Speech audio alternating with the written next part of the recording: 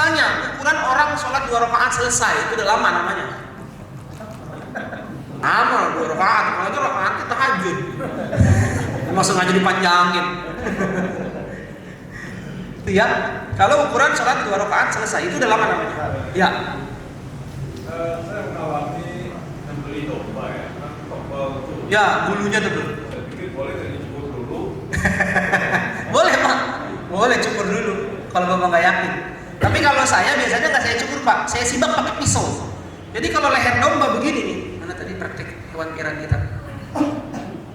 Kalau ini domba begini, bulunya kan tebel, kita sibak pakai pisau. Pisaunya itu masuknya begini Pak, nyibak, itu kelihatan. Baru dorong.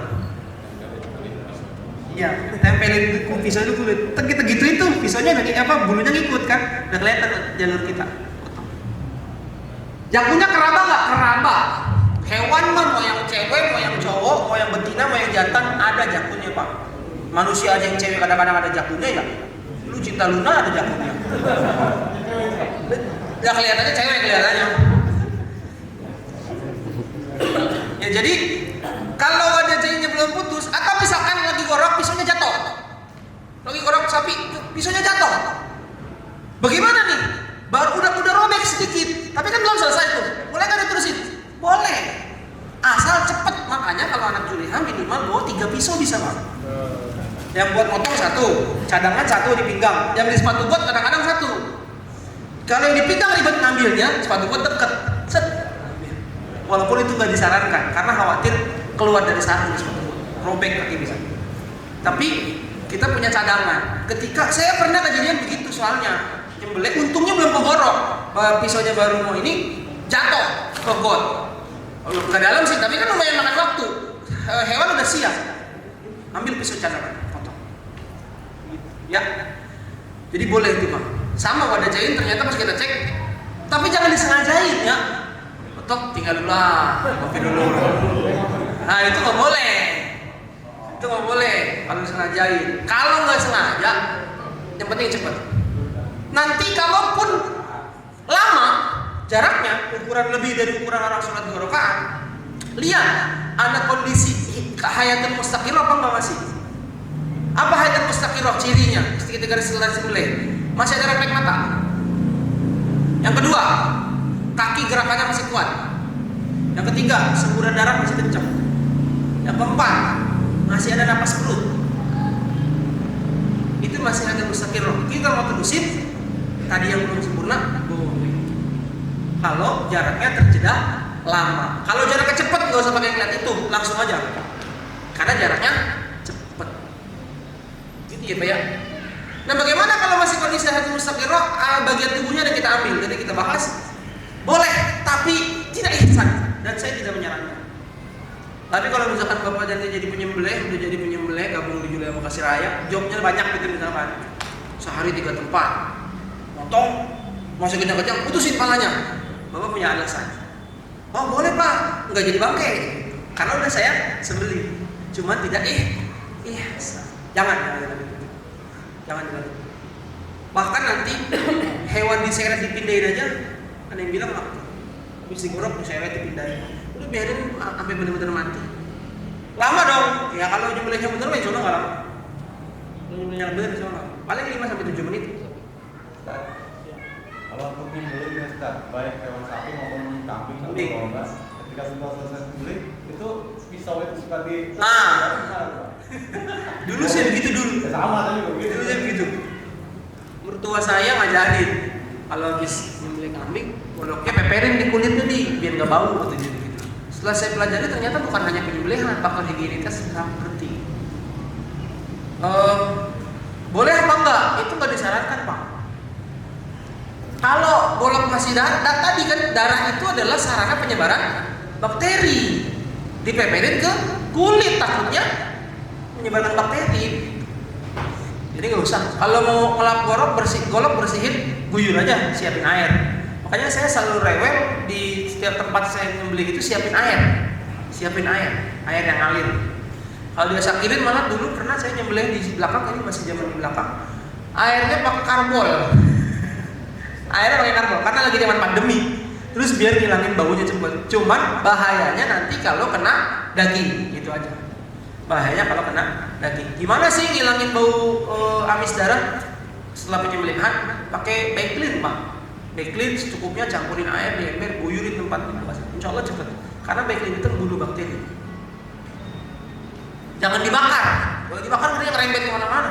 Ada yang ngajarin begitu, guyurin bensin aja membakar. Wah, kita ngerembet kemana-mana. Itu bau rumah hilang juga. Baunya hilang, rumah hilang juga.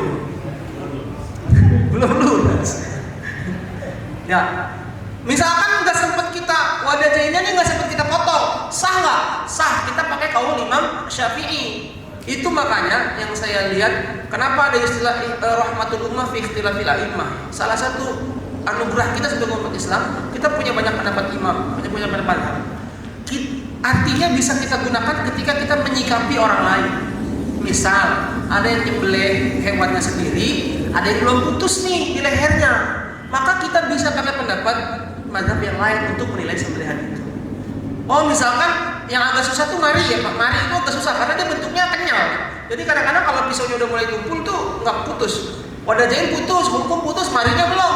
Sah nggak sembelihannya? Sah. Kita pakai kaul Imam Malik, yang wajib itu wadah jahitnya. Oh, wadah jahitnya belum putus, hukum marinya putus, sah nggak? Sah. Kita pakai pendapat Imam Syafi'i. Jadi jangan sampai kita berlaku mubadzir, hewan satu kita buang karena wah, masa nih penyembelihannya, kan ada kaul mazhab yang lain. Itu makanya saya bilang rahmatul ummah. Benar kata ulama, rahmatul ummah fi ikhtilafil a'immah. Rahmat buat kita sebagai umat Islam adalah kita punya banyak pendapat mazhab. Jadi ketika kita menilai sesuatu, pendapat mazhab ini nggak sah, kan ada pendapat mazhab yang ini. Bisa jadi solusi. Ini yang tadi saya bilang ngecek wadah jahit. Ini ya, saya udah habis ini waktunya. Melakukan pemotongan arteri harus diregangkan. Saat pemotongan dilakukan, Ayo wadah jahit ini Pak. arteri kembali ke seluruh jaringan ikan dapat terjadi penyumbatan. Nah, tuh. Jadi penyumbatan. Nah, tuh.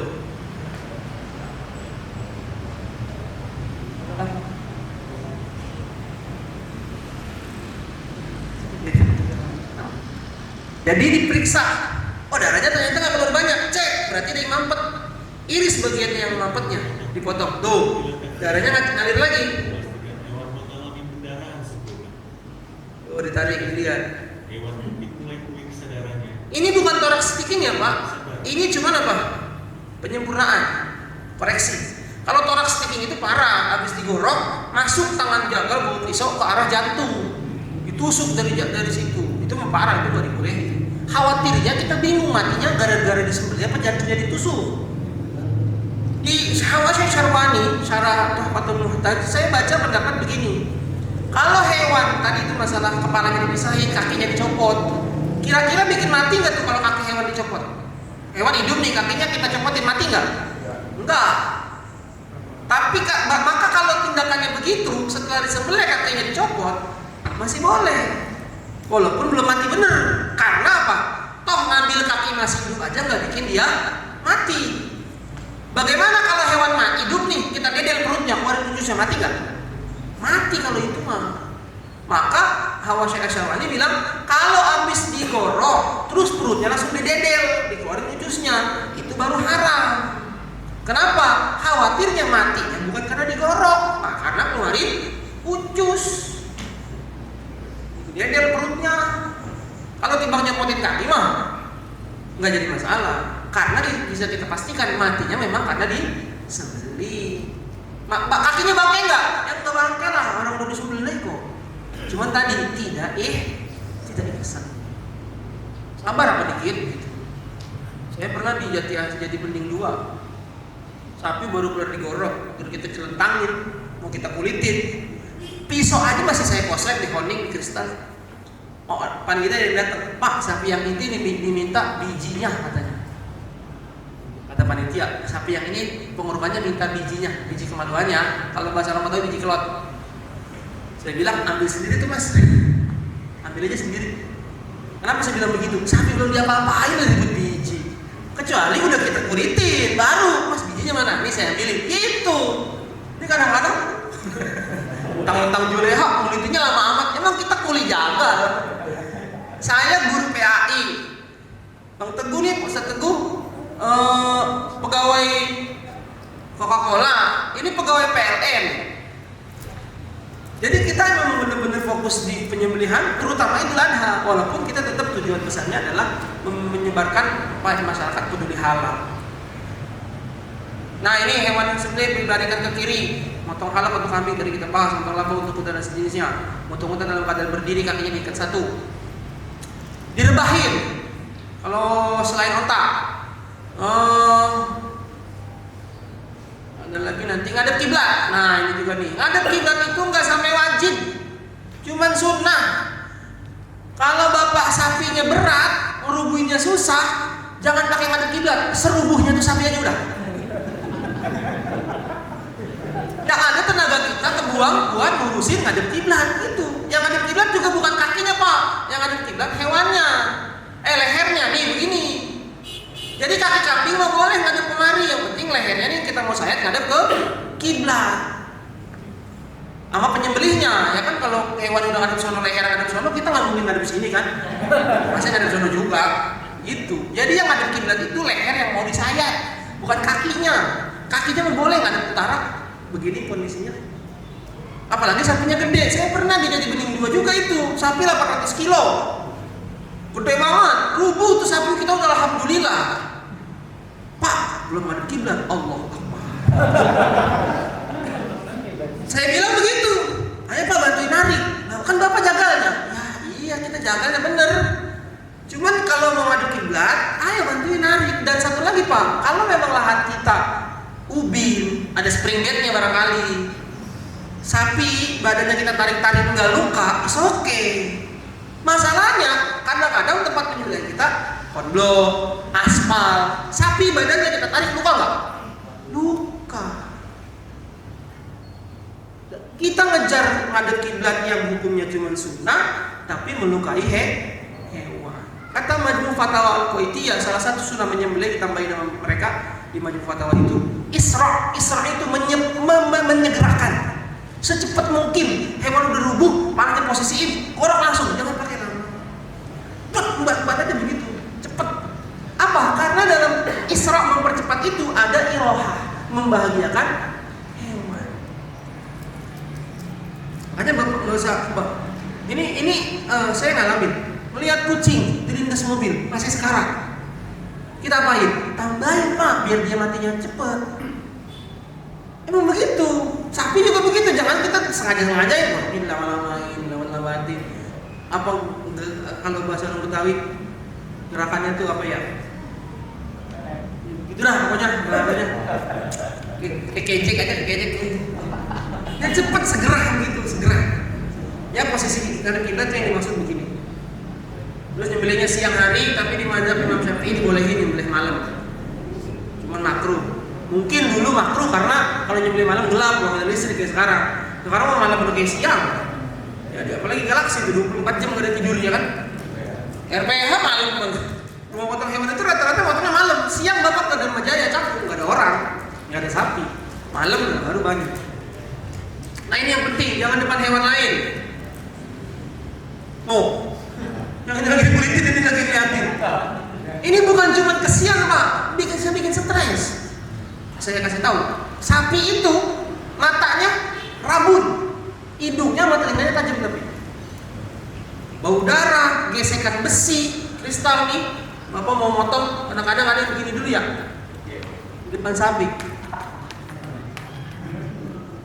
Kalau mau masak dari tadi, jangan sapi mau dirubuhin kita begini. Ini gesekan besi, kupingnya apa? Dengar tuh sapi, bisa stres, gelombang suaranya itu menimbulkan stres pada sapi. Nasa dari rumah, tapi kalau udah tumpul, bawa yang banyak. Beli, kurang beli. Nih, lihat anak Juleha. Mana ada yang golok di satu kalau dia ada, tanya. 3 bisa 5 setas bisa apa lagi ditambahin nih kemana-mana bawa 1 gerobak tuh sekalian dagang. Ya. Pisaunya harus sangat tajam dan ini unik masalah ngasih pisau. Rasulullah SAW pernah mau nyembelih domba, dilihat pisaunya kurang tajam, sebelahnya ada Sayyidah Aisyah.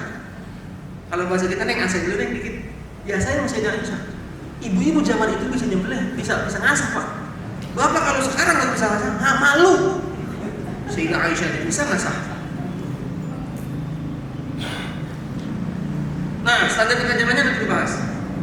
Nih juga nih, jangan disiram, jangan diseret, jangan dikulitin sebelum benar-benar mati. Misalnya kaki serta kepala jangan dulu. Walaupun boleh, walaupun sah penyembelihannya, halal dagingnya, tapi menyakiti.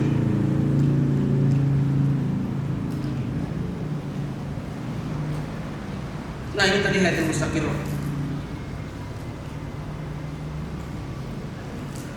Hayatul mustaqirah apa sih? Roh dalam jasad. Ada refleks mata, bisa melihat, bisa bersuara, bisa bergerak normal. Kalau udah disembelih, ini masih ada. Kita pegang matanya masih ngedip-ngedip. Lihat perutnya masih bergerak, darahnya masih nyembur. Kadang-kadang ada suara ngorok ya. Itu berusaha untuk apa? Bersuara sebenarnya. Itu masih hayatul mustaqirah. Kalau tadi penyembelihan belum selesai, belum tuntas, hewan masih dalam kondisi begitu, lanjutin. Walaupun jaraknya udah terlalu lama, udah habis ngopi, udah habis ngerokok sebatang, bang, panggilin sama panitia, apa? Belum selesai. Iya, terusin. Hewan masih kondisi begitu tapi ya. Kalaupun hewan nggak kondisi kalau cepat nggak usah pakai ngeliat itu. Kalau kita cepat, kita gorok, pisaunya jatuh, langsung ambil cepat berarti. Nggak usah pakai ngeliat kondisi hewan lagi, karena kondisinya cepat, kita mengerjakan dengan cepat. Dan mustaqirah. Habis hayatul mustaqirah ada hayatul mustamirrah. Ini turun nih, mulai nih. Refleks mata hilang, gerakan napas hilang, suara juga hilang, darah udah mulai nggak mengalir. Ini udah harakah manbuha. Boleh deh tuh diputusin kepalanya kalau begini. Tapi kadang-kadang kalau kita putusin kepalanya, kakinya masih ngejet ya. Ya itu mah refleks saraf. Refleks saraf. Saya pernah. Saya putusin kepalanya. Bang, jangan diputusin dulu, masih hidup. Bukan masih hidup, Pak, dalam hati saya ini. Karena kan kita nggak mungkin bahas buka proyektor lagi di kan? Iya. Ini bukan masih hidup Pak, ini refleks. Ketika saraf gedenya diputusin, pasti saraf kecilnya kejang. Yang penting darah udah nggak nyembur, refleks mata udah berhenti. Kita pegang matanya udah nggak ngedip, udah diem aja. Perut udah nggak kembang kempis, udah tuh lanjutin. Mau dikulitin, mau diputusin kepalanya, boleh. Udah kondisi hewan itu udah hayatul mustamirrah atau harokah aisyil madbu. Kalau udah sampai di sini nggak boleh lagi disembelih, nggak boleh lagi disembelih. Wallahu a'lam bishawab.